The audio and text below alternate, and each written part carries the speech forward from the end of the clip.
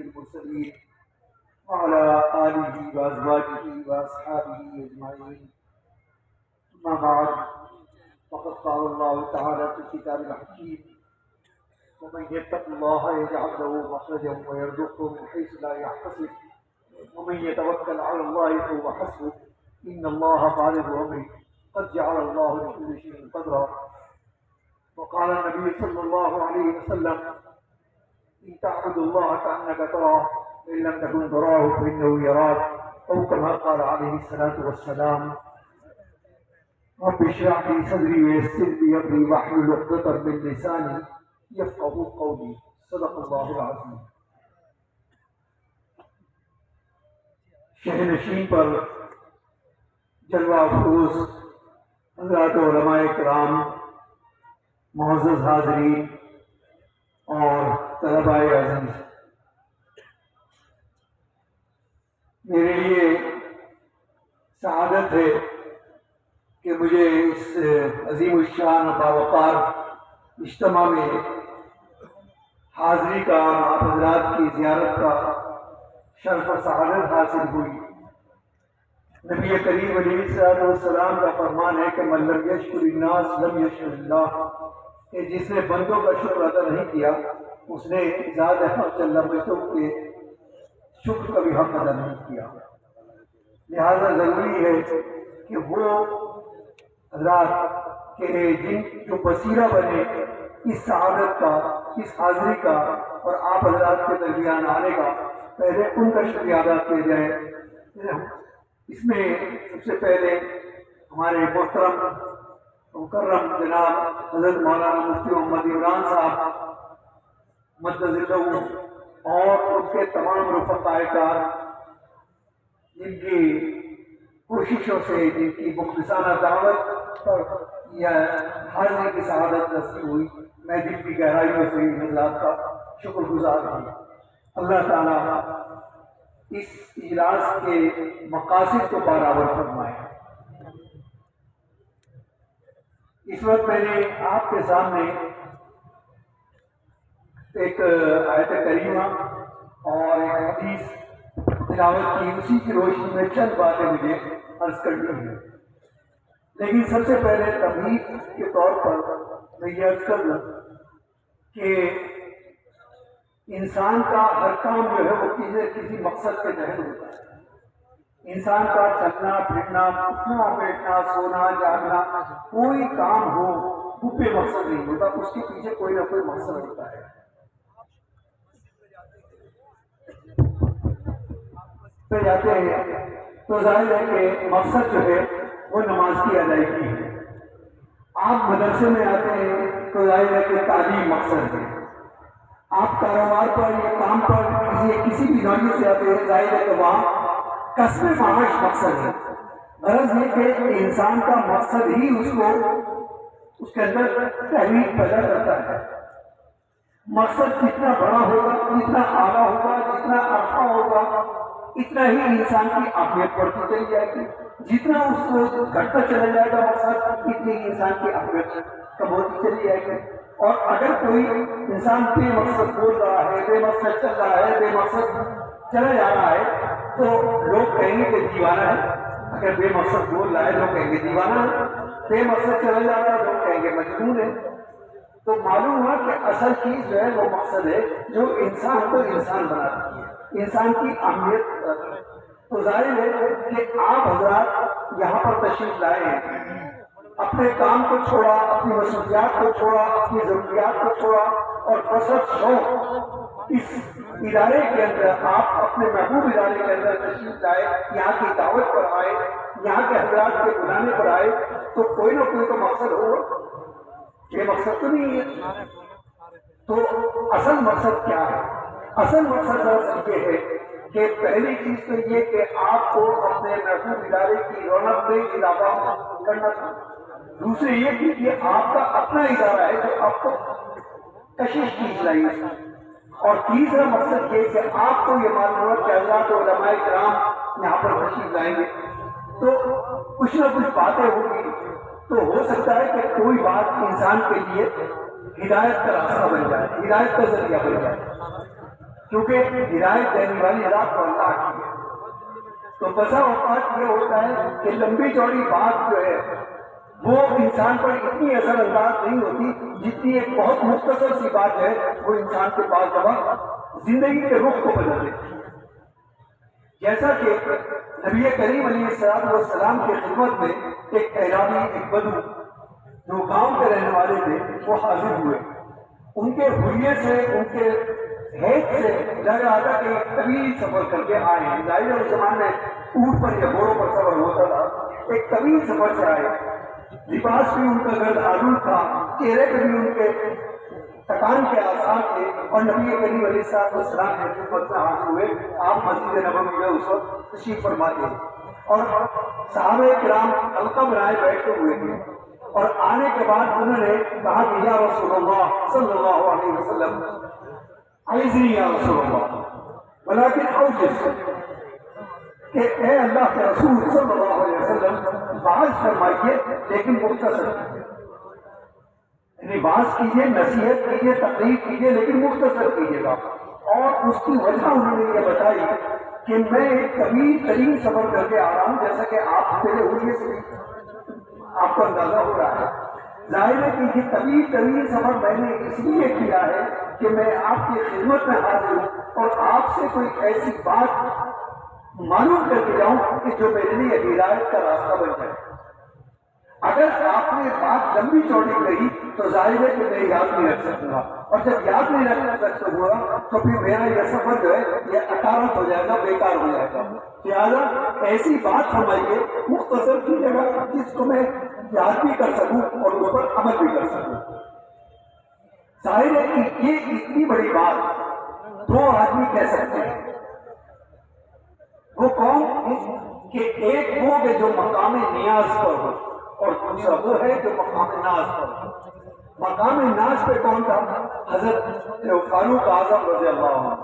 ان کے مقام ناز پہ ہونے کی بات یہ ہے کہ جب عبداللہ ابن ابی جو منافق رئیس المنافقین کا، منافقین کا سردار تھا اور زندگی بھر نبی کریم علیہ السلام کو کوئی تکلیف ایسی نہیں تھی، ذہنی، جسمانی اور معاشرتی کوئی تکلیف ایسی نہیں تھی کہ جو نبی کریم علیہ السلام کو نہ پہنچائی ہو. سازش کی. اس کے انتقال کا وقت ہوا تو اس نے انہوں نے اپنے بیٹے کو بلایا، اور بیٹے جو بہت جلیل القدر صحابی تھے، ان کا نام بھی عبداللہ تھا، اور ان کو بلا کے یہ کہا کہ نبی کریم علیہ السلام کی خدمت میں جاؤ اور میری طرف سے سلام عرض کرنا اور یہ کہنا کہ عبداللہ کا آخری وقت آ چکا ہے اور اب وہ اپنے رب کے پاس جا رہا ہے. میری آپ سے دو خواہشیں ہیں. خدا را آپ رحمت للعالمین بنا کر بھیجے گئے ہیں، آپ میرے اوپر بھی رحم کریں اور میری ان دو خواہشوں کو پورا کر دیں. پہلی خواہش تو یہ ہے کہ آپ نے جو ردائے مبارک چادر پہن رکھی ہے وہ آپ مجھے عطا کر دیں، اس لیے کہ کل جب میں بارگاہ رب میں حاضر ہوں تو مجھ سے یہ سوال کیا جائے گا کہ تو کیا لے کر آیا، تو میں آپ کی ردائے مبارک، آپ کی چادر پیش کر دوں گا کہ میں یہ لے کر آیا ہوں.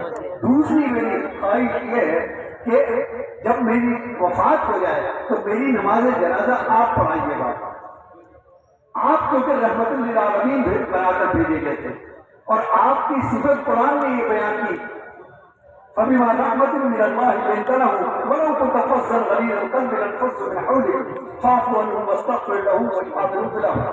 کہ یہ جو آپ کے پاس لوگ آتے ہیں اور آپ کے اندر جذب ہو جاتے ہیں، یہ دراصل اس لیے ہے کہ آپ کے اندر ہم نے رحمت کوٹ کر بھر دی ہے، آپ کو رحمت للعالمین بنا کر بھیجا گیا ہے. بڑے سے بڑا دشمن اور بڑے سے بڑا معاند کوئی ایسا نہیں تھا کہ جس کے بارے میں نبی کریم علیہ السلام نے سخت رویہ اختیار کیا ہو. چنانچہ آپ اسی اپنے رحمت للعالمین کی صفت کے مطابق آپ کھڑے ہونے لگے تو فاروق اعظم برابر میں بیٹھے ہوئے تھے، انہوں نے آپ کی چادر مبارک پکڑ لی اور فرمایا کہ یا رسول اللہ، بس اتنا ہی کہا، اس سے زیادہ کچھ نہیں کہا. لیکن اگلا مفہوم جو تھا وہ واضح تھا، اور اگلا مفہوم جو تھا وہ یہ تھا کہ یا رسول اللہ کہاں جا رہے ہیں آپ؟ اس شخص کی نماز جنازہ کے لیے جا رہے ہیں یا اس شخص کی خواہش پوری کرنے کے لیے جا رہے ہیں کہ جس نے زندگی بھر اسلام کو نقصان پہنچایا. رئیس المنافقین ہے جس کے بارے میں سورت نازل ہو چکی سورہ المنافقون اذا جاءك المنافقون قالوا نشهد انك لرسول اللہ. آپ کو تو سب کچھ واضح ہے، پھر آپ اس کی نماز جنازہ کے لیے یا آپ نے اپنی وداع مبارک دینے کے لیے آپ تیار ہو گئے. چنانچہ یہ مقام ناز ہے کہ یہ جرأت صرف فاروق اعظم ہی کر سکتے تھے. 11 مقام وہ ہے قرآن کریم کے کہ جہاں پر حضرت عمر کی رائے کے مطابق قرآن کی آیات نازل ہوئی. جو حضرت عمر کی رائے تھی اسی کے مطابق قرآن کی آیات بھی نازل ہوئی. چنانچہ اسی وقت قرآن کی آیت نازل ہوئی کہ ان تستغفر لهم او لا تستغفر لهم ان تستغفر لهم 70 مرة فليغفر الله لهم. آپ ایک مرتبہ مغفرت کی دعا کریں یا 70 مرتبہ مغفرت، ہرگز مغفرت کی دعا ہرگز مغفرت نہیں ہوگی. یہ قرآن کریم کا وہ مقام ہے کہ جہاں پر قرآن کریم نے شدید ترین اور سخت ترین جب لہجہ اختیار کیا. تو یہ ہے مقام ناز. دوسرا ہے مقام نیاز. مقام نیاز پر وہ شخص تھا کہ جو گاؤں سے آیا ہے، وہ نبی کریم علیہ السلام کی عظمت سے ناواقف تھا، منصب نبوت سے ناواقف تھا، ان کے مقام سے ناواقف تھا، لیکن عاشق رسول تھا، عاشق تھا. اسی لیے اس نے جرأت کی. اس لیے کہ قرآن کریم کی آیت نازل ہوئی یا ایھا الذین آمنوا لا ترفعوا اصواتکم فوق صوت النبی کہ اے ایمان والو اپنی آواز کو نبی کی آواز کو بلند مت کرو اور ان کے درمیان اس طرح سے بات مت کیا کرو جس طرح سے تم آپس میں کرتے ہو. کہیں ایسا نہ ہو کہ تمہارے آواز ختم ہو جائے اور تمہیں پتہ بھی نہ چلے. تو صحابہ کرام ڈرا کرتے تھے کہ کہیں ایسا نہ ہو کہ ہم سے کوئی بے ادبی سرزد ہو جائے اور ہمارے آواز ختم ہو جائے. لیکن انسان کے اندر طلب ہوتی ہے، چنانچہ وہ انتظار کیا کرتے تھے کہ کوئی شخص آئے اور آپ سے سوال کرے اور ہمیں بھی اس کا فائدہ ہو. چنانچہ جب اس نے یہ کہا کہ اعذنی یا رسول اللہ ولکن اوجز، آپ خطاب کیجیے، آپ بحث کیجیے، تقریر کیجیے لیکن مختصر کیجیے. تو صحابہ کرام منتظر بیٹھ گئے کہ آپ کیا فرمائیں. آپ نے کہا کہ بیٹھ جاؤ اور بیٹھنے کے بعد آپ نے تقریر فرمائی. وہ تقریر 1 منٹ تو کیا 2 سیکنڈ بھی نہیں لگے اور 2 سیکنڈ کے اندر وہ ختم ہو گئی. 3 جملوں کے اندر تقریر پوری ہو گئی. فرمایا کہ صلوا صلاۃ الموحدہ، صلوا صلاۃ الموحدہ. گویا اس کا حاصل یہ کہ جب نماز پڑھو تو نماز پڑھنے کے بعد تم اپنے ذہن کے اندر 1 منٹ کے لیے اس خیال کو لے آؤ کہ ہو سکتا ہے کہ یہ میری زندگی کی آخری نماز ہو. کیونکہ موت پر سب کو یقین ہے، ہزاروں کو ہم اپنے کاندھوں پر قبرستان پہنچا چکے ہیں. ظاہر ہے ہمارے بڑے بھی جا چکے، ہم بھی چلے جائیں گے، ہمارے چھوٹے بھی چلے جائیں گے. یہ ایک سلسلہ ہے. لیکن موت کب آئے گی، کہاں آئے گی، کس طرح آئے گی، کس وقت آئے گی، یہ کسی کو نہیں پتا. فرمایا کہ جب نماز پڑھو تو اس پہ 1 منٹ کے لیے اپنے ذہن کو اس طرح متوجہ کر لو کہ ہو سکتا ہے کہ یہ میری زندگی کی آخری نماز ہے. جب انسان یہ سوچ کر نماز پڑھے گا تو اس پہ جو خوشبو ہوگا، اس میں خوشبو ہوگی، عنابت اللہ ہوگی، توجہ اللہ ہوگی، اور وہی نماز کا مطلوب بھی ہے. وہی نماز تو مقصد بتا دیا جس کو حدیث ایسی بھی ہوا ہے ان تعبد اللہ کانہ یرا فإن تراہ فإنہ یراک، کہ جب نماز پڑھو تو یہ سوچو کہ میں اللہ تعالیٰ کو دیکھ رہا ہوں. گویا اتنا ایمان ہونا چاہیے کہ تمہارا ذہن اس بات ہے کہ میں اپنے اللہ کو دیکھ رہا ہوں. لیکن اگر یہ تصور نہ مان سکو تو کم سے کم یہ تصور مانو کہ اللہ تعالیٰ مجھے دیکھ رہے ہیں. تو یہی حاصل بھی ہوتا ہے. جب یہ کیفیت تعلیم ہو جاتی ہے انسان کے اوپر تو اب اس کو اللہ تعالیٰ تقوی کی توفیق عطا کرتے ہیں. ادھر میں متقین اور ہدایت ان سے ملتی ہے کہ جو تقوی اختیار کرتا ہے. ظاہر ہے کہ تقوی جو ہے وہ کوئی ایسی چیز نہیں ہے. عام طور پر تصور یہ کیا جاتا ہے تقوی کے بارے میں کہ فلاں صاحب ہیں، وہ تو بڑے مستقی ہیں، بڑے پرہیزگار ہیں، وہ تو کسی سے ملتے ہی نہیں ہیں، وہ تو ہر وقت مسجد میں بیٹھے. یہ تقوی نہیں ہے. تقوی کا تعلق جو ہے وہ دل سے ہے. نبی کریم علیہ السلام نے فرمایا ان التقوی ها هنا، تقوی دل کے اندر ہوتا ہے. نہ اس کا تعلق لباس سے ہے، نہ پوشاک سے ہے، نہ انسان کے. یہ دوسری بات ہے کہ اس کے آثار اللہ تعالیٰ اس کے بدن پر ظاہر کرتے ہیں، اس کے چہرے پر ظاہر کرتے ہیں. لیکن تقوی نام ہے دراصل اللہ کی خشیت کا. اللہ سے لڑنے کا کہ میں جو کچھ کر رہا ہوں چاہے 70 پردوں کے اندر چھپ کے کروں میرا اللہ ضرور دیکھا. اگر یہ تصور انسان کو پیدا ہو جائے تو ہر کام کرتے وقت اس کے ذہن کے اندر یہ خیال ضرور پیدا ہوگا. تو تقوی پر اللہ تعالیٰ نے 4 وعدے کیے اور وہ 4 وعدے وہ ہیں کہ جس میں سے 3 جو ہے وہ اسی دنیا میں اسی زندگی میں ادا کیے جائیں گے. پہلا وعدہ کیا تو میں یہ تجربہ آیا جاتا ہوں مخرجا. آپ مخرجا دنیا کے اندر کوئی انسان ایسا نہیں ہے کہ جو یہ کہہ سکے کہ مجھے کوئی پریشانی ہو, چاہے وہ شاہ ہو یا گدھا ہو یا عام آدمی ہو یا عالم ہو جاہل ہو ایسا بھی ہو. لیکن اس دنیا کے اندر ہر آدمی پریشان ہے کیونکہ یہ دنیا بنائی گئی آزمائش کے لیے, پریشانی ہو سکتی ہے تو فرمائی گئے. تو پریشانیاں اس عالم کا جو ہے وہ خاصہ ہے, وہ فطرت. تو ہر انسان پریشان ہے. تو فرمایا کہ جب تم تقوی اختیار کرو گے تو سب سے پہلا نتیجہ جو مرتب ہوگا اسی دنیا کے اندر اسی زندگی کے اندر یہ جانتا ہوں مخرجا کہ تمہیں اللہ تعالیٰ ان پریشانیوں سے کس طرح سے نکال دیں گے کہ تمہارے وہم و گمان میں بھی نہیں ہوگا کہ میرے اوپر کب پریشانی آئی تھی اور کب. اسی درمیان میں آپ اس بات کو سمجھ لیجیے کہ آج مختلف قسم کے مسائل ہیں, مختلف قسم کے آلات ہیں, مختلف جو ہماری بدعنانیاں ہیں انہوں نے مسائل کی شکل اختیار کر کے ہمارے اوپر مسلط ہو گئی ہیں. لیکن میں کہا کرتا ہوں کہ جس دن آپ کو اتنا یقین ہو جائے گا کہ جو کچھ ہوتا ہے وہ اللہ کی طرف سے ہوتا ہے, اور یہ یقین ایسا نہیں کسی زبان سے ہو بلکہ یہ یقین دل کے اندر اس طرح سے ہو جائے گا جس طرح سے یہ یقین ہے کہ اس وقت دن ہو رہا ہے تو اس دن ساری پریشانیاں دور ہو جائیں گی کیونکہ اللہ کی طرف سے جو آتا ہے اس میں خیر ضرور ہوتی ہے. تو پہلا جو نتیجہ مرتب ہوگا ہمیں یہ تجربہ ہے لہو مخرجا کہ اس پر پریشانیاں کی ہیں. دوسرا جو نتیجہ مرتب ہوگا وہ بھی اسی دنیا کے اندر وَيَرْزُقْهُ مِنْ حَيْثُ لَا يَحْتَسِبُ کہ انسان کو رزق جو ہے وہ ایسا پیشان و گمان عطا ہوگا کہ آپ تصور بھی نہیں کر سکتے کہ رزق مجھے یہاں سے مل جاتا ہے. رزق کے بارے میں عام طور پر انسان یہ تصور کرتا ہے, انسان کے ذہن میں یہ ہے کہ کھانا پینا سونا یہ گھر مکان یہ رزق ہے, نہیں بلکہ رزق کا مفہوم جو ہے وہ بہت وسیع ہے. رزق وہ کہلاتا ہے کہ پیدائش سے لے کر انسان کے آخری سانس تک جن جن چیزوں کی ضرورت انسان کو پڑتی ہے ہر چیز رزق کے اندر آتی ہے. تو دوسرا نتیجہ مطلب وَيَرْزُقْهُ مِنْ حَيْثُ لَا يَحْتَسِبُ. اور تیسرا نتیجہ وہ بھی جو اسی دنیا کے اندر مرتب ہوا وہ یکفر عنہ سیئات کہ اللہ تعالیٰ کفارہ سیئات بنائیں گے کیونکہ انسان سے غلطیاں ہوتی ہیں, انسان سے گناہ بھی سرزد ہو جاتے ہیں. لیکن اگر اللہ تعالیٰ سے توبہ کا سلسلہ جاری رکھیں اور عہد کرتا ہے کہ اللہ مجھے معاف کر دے اس سے غلطی, کیونکہ اگر انسان غلطی نہ کرتا تو فرماتے ہیں کہ انسان اللہ تعالیٰ دوسری مخلوق پیدا کرتی اور جو معافی مانگتی جو استغفار کرتی.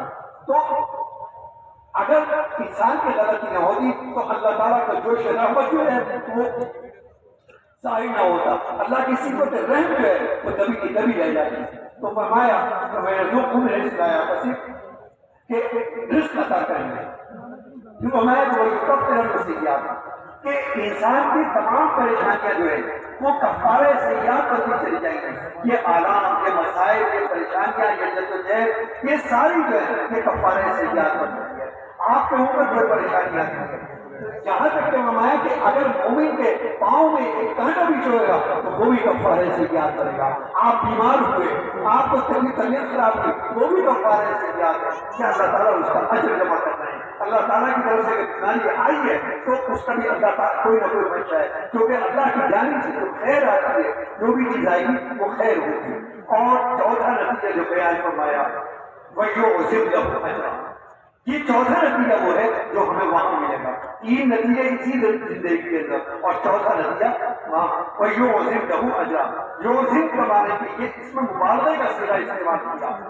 تو جب انسان کوئی مبالغے کی بات کرتا ہے تو اس کا لب و لہجہ بھی بدل جاتا ہے, اس کے آواز بھی بدل جاتی ہے, اس کے ایکشن بھی بدل جاتے ہیں. آپ کسی چیز کو اگر بہت بڑا کر کے بتانا چاہتے ہیں کہ میں نے تاج محل دیکھا وہ اتنا بڑا تھا، تو آپ کے ہاتھ کھلتے چلے جائیں گے، آپ کتنے بھی ہاتھ پھیلا لیجیے، کیا تاج محل آپ کے ہاتھوں میں آ جائے گا؟ نہیں، بلکہ سامنے والے کو یہ بتانا ہے کہ تاج محل کتنا بڑا ہے، تو اسے کہتے ہیں مبالغہ کرنا۔ تو یہاں تعالیٰ فرمائے وہ یوں عظیم لہو اجرا، اور ظاہر ہے کہ جب ذات حق جل وعلا مبالغے کا صیغہ استعمال کریں تو آپ اندازہ لگائیں کہ وہ اجر کیا ہوگا۔ ظاہر ہے کہ وہ اجر انسان کے فہم و گمان سے بھی باہر ہوگا۔ تو ہمیں یہاں آنے کے لیے اپنے مقصد کو سامنے رکھنا ہے، اپنے مقصد کو سامنے رکھنا ہے کہ ہم یہاں کیوں آئے، ہمارا مقصد کیا ہے، ہمارا یہ ادارہ ہے۔ اور یاد رکھیے کہ ادارہ صرف یہ نہیں کہ ادارے میں پڑھنے والے بچوں کو فائدہ پہنچتا ہے، بلکہ اس کا فائدہ جو ہے وہ قرب و جوار میں دور دور تک اس کے فوائد پہنچتے ہیں۔ ایک واقعہ میں آمین کو وسیلہ کروں تو اس کے بعد اپنی بات ختم کروں گا۔ بانی دانڈو دیوبند حجت الاسلام حضرت مولانا محمد قاسم نانوتوی نور اللہ کا آخری دور ہے، اور مناظرے ہوا کرتے تھے۔ انگریزوں کی جانب سے ایک بڑی تعداد میں پادری بلائے گئے تھے جو اس دعوے کے ساتھ ہندوستان میں آئے تھے کہ ہم ہندوستان سے دین اسلام کا خاتمہ کر دیں گے، ہم دین اسلام کو وہاں سے جڑ سے مٹا دیں گے۔ چنانچہ وہ ان کو حکومت کی سرپرستی حاصل تھی، وہ یہاں پر آئے، بڑے بڑے مناظرے ہوئے۔ اس زمانے کے اندر حضرت نانوتوی مرض الموت کے اندر مبتلا ہو گئے تھے، تو ایک پادری نے یہ سوچا کہ حضرت نانوتوی تو آ نہیں سکتے، یہ موقع اچھا ہے، اس لیے کہ اب جواب دینے والا کوئی نہیں ہوگا۔ وہ بڑا شعرا بیان مقرر تھا، بڑا اپنے فن کا بہترین ماہر تھا، اب علم تھا اس کے پاس، بولنے کی طاقت تھی اس کے پاس۔ چنانچہ وہ روٹی میں آیا اور روٹی مارنے کے بعد اس نے اپنا مشن شروع کیا، اور ایک جگہ پر وہ تقریر کر رہا تھا، اور تقریر کرتے ہوئے لوگوں کو یہ بتا رہا تھا کہ عیسیٰ علیہ السلام جو ہے وہ اللہ تعالیٰ کے بیٹے ہیں۔ یہی تو کہتے ہیں کہ ان کے تین چیزیں ہیں، ایک اللہ ہے، ایک روح القدس ہے، اور ایک عیسیٰ علیہ السلام ہے۔ تو یہ تین چیزیں جو ان کا عقیدہ ہے۔ تو اس نے یہ بتایا کہ عیسیٰ علیہ السلام جو ہے وہ اللہ کے بیٹے ہیں، اس کے بارے میں اس نے دلائل دینے شروع کیے تھے۔ اب ظاہر ہے کہ لوگ بیچارے جاہل تھے، ان پڑھ تھے، سیدھے سادے تھے، اور وہ شعرا بیان مقرر تھا، بہترین بولتا تھا، تو لوگوں پر اثر ہونا شروع ہو گیا۔ ایک طالب علم جو ڈاکٹر دیوبند سے فارغ ہوا تھا، نیا فارغ ہوا، اس کی اسلامی غیرت اور حمیت نے یہ گوارا نہیں کیا، وہ کود کے آگے گیا اور اس سے جا کر وہ مقابلہ کرنا شروع کر دیا۔ اب ظاہر ہے کہ یہ ایک نو آموز طالب علم تھا، اور وہ تجربے کار پادری تھا، کہا کتنی دیر رک سکتا تھا، وہ نہیں رک سکا۔ وہیں پر ایک مدرسہ رکھ ہوتا تھا جو صرف قرآن کریم کی تعلیم ہوتی تھی، وہاں اس کے گیٹ کے برابر میں ایک دکان تھی، ایک پٹیارے کی، جو روٹیاں بنایا کرتا تھا۔ اس کو یہ خیال پیدا ہوا کہ آج تو ایسا لگ رہا ہے کہ پادری جیت جائے گا اور اسلام ہار جائے گا، بس یہ خیال آنا تھا کہ اس کی دینی حمیت اور جوش، وہ غیرت جان اٹھی۔ اس نے ہاتھ جھاڑے، ہاتھوں پر آٹا لگا ہوا ہے، اور جا کے وہاں ٹوٹ کے اس طالب علم کو ہٹایا کہ مولوی صاحب تم ہٹو، یہ بھی جاہل ہے، میں بھی جاہل ہوں، اور جاہل سے جاہل میں مقابلہ کر رہے، تم کہاں پیچھے آ گئے، اور ہٹا دیا۔ اور اس کے بعد اس نے کہا کہ پادری جی کیا کہہ رہے تھے؟ اس نے کہا کہ بھائی تیرا کام نہیں ہے۔ کہا کہ جی آپ چوراہے پہ جب تقریر کر رہے ہیں تو ہر آدمی کو سننے کا بھی حق ہے، اور ہر آدمی کو سوال کرنے کا بھی حق ہے، مجھے بھی حق ہے، آپ مجھے بتائیں کہ آپ کیا کہہ رہے ہیں۔ تو انہوں نے کہا، اس نے پادری نے، کہ میں یہ بتا رہا تھا کہ عیسیٰ علیہ السلام جو ہے وہ اللہ کے بیٹے ہیں۔ کہنے لگے ٹھیک ہے، آپ کی بات ہم نے مان لی کہ وہ اللہ کے بیٹے ہیں، آپ مجھے ایک بات بتائیے، اللہ تعالیٰ کی عمر کتنی ہے؟ کہا کہ نالائق آدمی نہ معقول، اللہ تعالیٰ کی عمر پوچھتا ہے، غصہ نہیں کرتا ہے کہ جی وہ تو ازل سے ہے، ابد تک رہے گا۔ اس نے کہا جی میں تو ایک جاہل آدمی ہوں، میں نہیں جانتا کہ ازل کیا ہوتا ہے، ابد کیا ہوتا ہے، مجھے تو سیدھا سیدھا لگا کہ اقتصاد کی عمر ہے۔ تو وہ کہہ دیں گے بھائی اللہ تعالیٰ کی عمر ایسے تھوڑی بتائی جاتی ہے کہ بھائی یہ کیا بات تھی، کچھ تو عمر ہوگی ہوگی۔ تو پادری نے یہ سوچ کے جاہل آ کیا کہ کیا بتاؤ، انہیں کہا تو یہ سمجھنے کہ کروڑوں برس کی عمر ہے، کہ چلو ٹھیک ہے یہ مان لیا ہم نے کروڑوں برس کی عمر ہے۔ کیا کروڑوں برس میں اس کے صرف ایک ہی بیٹا پیدا ہوا؟ एक ही बेटा हुआ। मेरी उम्र 55 साल है, मेरे 4 बेटियां 6 बेटे हैं, 10 तो मेरे तो तुम्हारे अल्लाह से अच्छा तो नहीं। अब ये बात लोगों ने तालियां बजाते और नतीजा ये हुआ कि उसको हजीमत उठानी पड़ी और वहां से भाग कर पड़ा। जब ये बात हजरत मौलाना याकूब साहब नानोतवी के सबसे पहले सदर मदनी से तक पहुंची तो उन्होंने कहा कि बात प्यारे ने बड़ी माकूल कही थी, लेकिन क्योंकि जाहिल था इसलिए ताबीर उससे वो इख्तियार की। और उसका मंशा जो था वो ये था कि अगर औलाद का होना हुनर है तो फिर अल्लाह ताला की इस उम्र में करोड़ों अरबों खरबों खरबों खरबों बेटे होने चाहिए। और अगर ऐब है तो एक का होना भी ऐब है और करोड़ों का होना भी ऐब है। तो असल चीज ये तो मैं इस पर अर्ज कर रहा था कि यही नहीं, वो उस भटियारे को उस मदरसे का फैज था कि उसके करीब बैठता था तो वो फैज उस तक भी पहुंचा और उसने एक बड़ा कारनामा अंजाम दे दिया। तो ये मदारिस जो है ये इसका फैज यही नहीं कि उन तलबा तक या उन हजार तक जो ये खिदमत कर रहे हैं उन तक पहुंचा है, बल्कि आम बस्ती के लोगों तक पहुंचा है। ये ज़्यादा जरूरत इस बात की है कि इन मदारिस की बका के लिए, इनके तहफ़्फ़ुज़ के लिए, इनके तहफ़्फ़ुज़ फराहम करने के लिए आपको हर सूरत में आगे बढ़ के जोश तरीके पर दामे दरमे कदमे सुधरे हर तरीके पर आपको अपनी इमदाद और अपना ताउन पेश करते रहना चाहिए। इसलिए कि आज हमारे सरों पर ये टोपियां ये दाढ़ियां अगर नजर आ रही है तो ये मदारिस का फैज है, इन्हीं उलमा का फैज है, ये हमारे अकाबिर और असलाफ की वो कुर्बानियां है इसका फैज है कि आज अल्हम्दुलिल्लाह यहाँ हमें ये टोपियां सरों पर नजर आ रही है। मैं ये कहा करता हूँ कि बड़े बड़े मुस्लिम ममालिक हैं, लेकिन अल्लाह ताला ने इसी सरजमीन को मुंतखब किया कि दारुल देवबंद को मरकज बनाया और इनका मरकज बना के सारी दुनिया के अंदर उसके फैज को फैला दिया। दावत और तबलीग की तहरीक अगर चली तो इसी सरजमीन से चली, वरना सऊदी अरब में भी चल सकती थी, मिस्र में भी चल सकती थी, जहाँ मुस्लिम, लेकिन अल्लाह ताला को इसी फैज को आप कर लेता, इसी सरजमीन को फैज आप कर लेता।